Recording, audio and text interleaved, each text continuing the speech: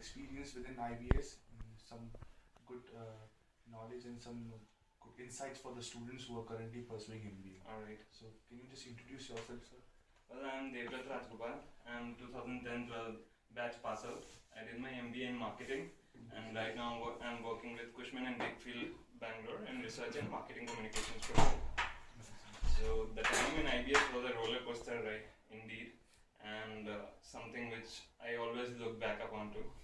And it has been a good time as well as mix of both, that time as well. But there's always a huge amount of learning which I personally feel I've gained from IBS. On the professional front, I mean, it's been a mix of cosmopolitan crowd. You get to do a lot of networking. You get to meet a hell lot of people from all around the country. So that's a good PR you can build on.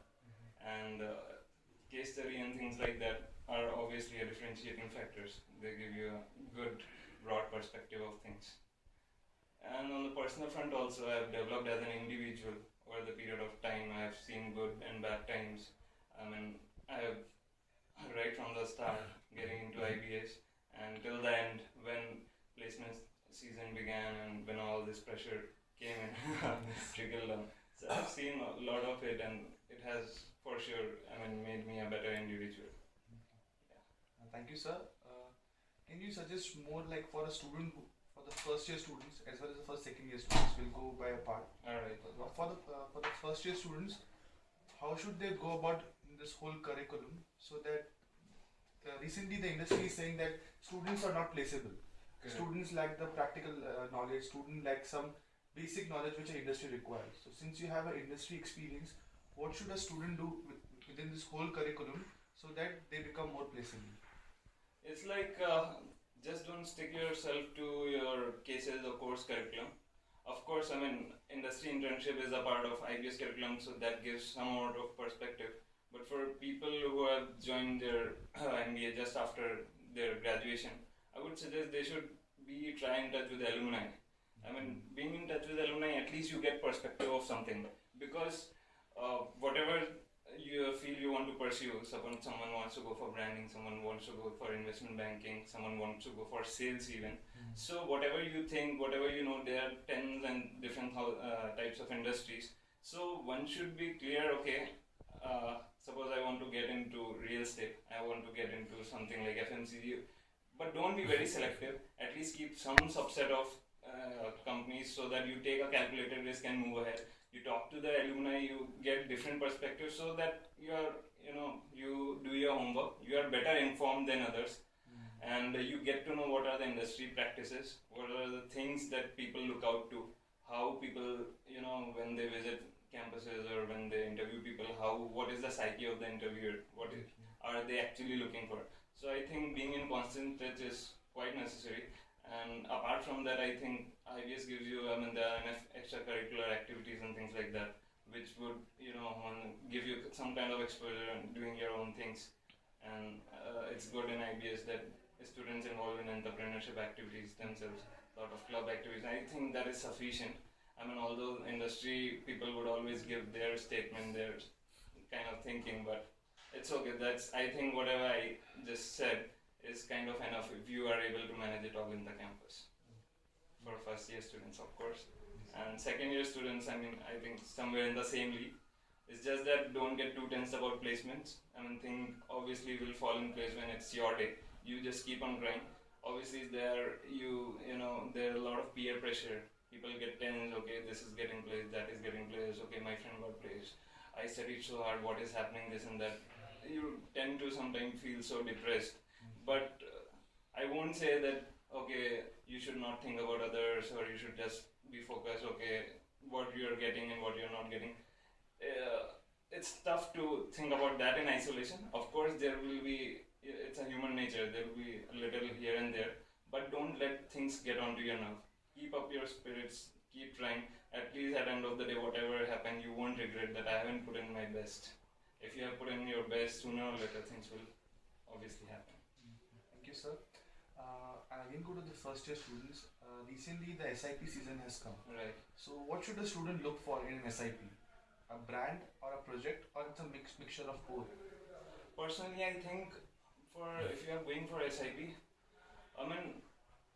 Of course, if you get a brand, then it's a different case altogether. But I think that you should try contact your seniors and know that which company you will get to learn a lot. Because a lot of time it happens, you get a big brand, they're not paying you anything. Because if company pays you, they usually, make it sure that they get something done out of you. So if you're just, you have taken a SIP in your hometown and you just go relax. Sometimes you go to office, you just make a fancy report and you just present it, you get an A grade at the end of the day. But I personally think that won't give you the required exposure. That does not serve the purpose of your SIP. If you are going for a SIP, you should try getting some, do some groundwork, get your hands dirty, see how things are. So at least at the time of your placement or something, that's always an add-on. You have a lot of things to tell. I did my internship at a startup, so I was paid a stipend, but again I was getting to learn a lot. Although it was working 7 days a week, rarely did I get any off, and it was quite hectic. But when I look back today, I think that I made a right decision going into a startup. Right now I'm working for a real estate MNC, that's a brand, but right now if tomorrow I go to the next company, I can always say that I have experience of both working in a startup environment as well as MNC. So probably you get, to know the best of both the worlds. So I think you should always see that where you are going to learn more, where you are going to work more. That is important. Don't just look out for a relaxed internship. Okay. Thank you, sir. Yeah. We had so much serious talk. Let's go on a very light note. Okay. So, what is the best 3 things about IBS which you like the most? Indeed, one is very obvious, the campus. And then second is the crowd. You get to do a lot of networking. And third, there are a lot of things, I just cannot, express. Memories, I would say memories you take away from here. Because IBS being an isolated campus from far away from the city, 2 years, it seems that this is your world. And when you get out, it takes some time to, to sink in, okay, this is the real world and that was just one part of it. So I think this is something which will be in your memories forever, and it's the best part of your life. Is there any 3 things which you don't like about IBS? Well, it's very hard to tell because there will always be things you can crib about. You can say, okay, the batch strength is huge. You can say, okay, you have to wait a lot for placement. There's a lot of duckers. Some people would say there's politics. But I think that wherever you go, that is a part of it. You cannot escape. So why crib about those things which you cannot change? Try for changing things which are in your hands. So your best memory at IBS campus, sir? Well, my best memory would be the point I scored a 9.67. I scored a 9.67, but I even scored a 10. But that was in 4th semester, so that was like the end of IBS. So that wasn't. That happening like it was in 3rd semester when I scored a 9.67. So that was one of the good times because I worked my ass off. I gave my best. I wanted that I should, make up for it because I started a little late because of my graduation exams. So initially I started being a 7-pointer. Then I gradually moved to 8. In 3rd semester I moved to 9, and then finally I made it to 10. So completely it was like, I was climbing one step after the another.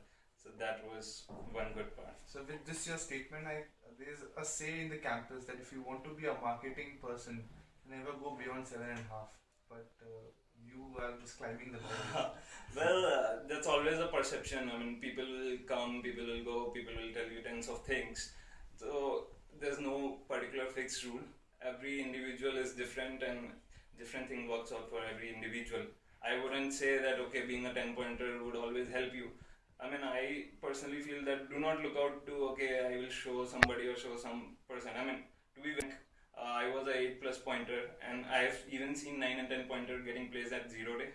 And I had a 8.5 pointer and an honors degree in engineering, and I had to wait 2.5 months post MBA to take my placement. So I had spent quite a tough time in IBS as well.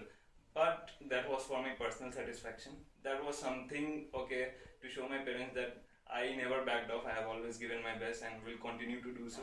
So kind of that was a testimony. But nevertheless, even if you are a 6-pointer, 7-pointer, I don't think that matters much. It's about how you see things and what satisfies you the best. Thank you, sir. What is your best party place in Hyderabad? Best party place in Hyderabad? It's tough. And to then say. you could suggest for the juniors also to go there. Okay. Well, I celebrated one of my New Year party in Taj Banjara. Okay. That was decent. I would not say the best. And I was never too much of a party animal, and a lot of DJ nights happen in the campus itself. So I never craved for, I want to go out, I want to party and things like that. But apart from that, I think being in Hyderabad, I have a lot of memories outside also, Golconda Fort and Eat Street. I mean, in Hussain Sagar Lake. I think that's one of the most romantic place to be in Hyderabad. And then Chowmahal Palace, things like that. So overall, there's no specific place if you, ask me to circle it down. But overall, being in Hyderabad, it's a different city. It's a culturally rich city, I personally feel. Is that, okay, choose one city after your own, I think it would be Hyderabad. Yeah.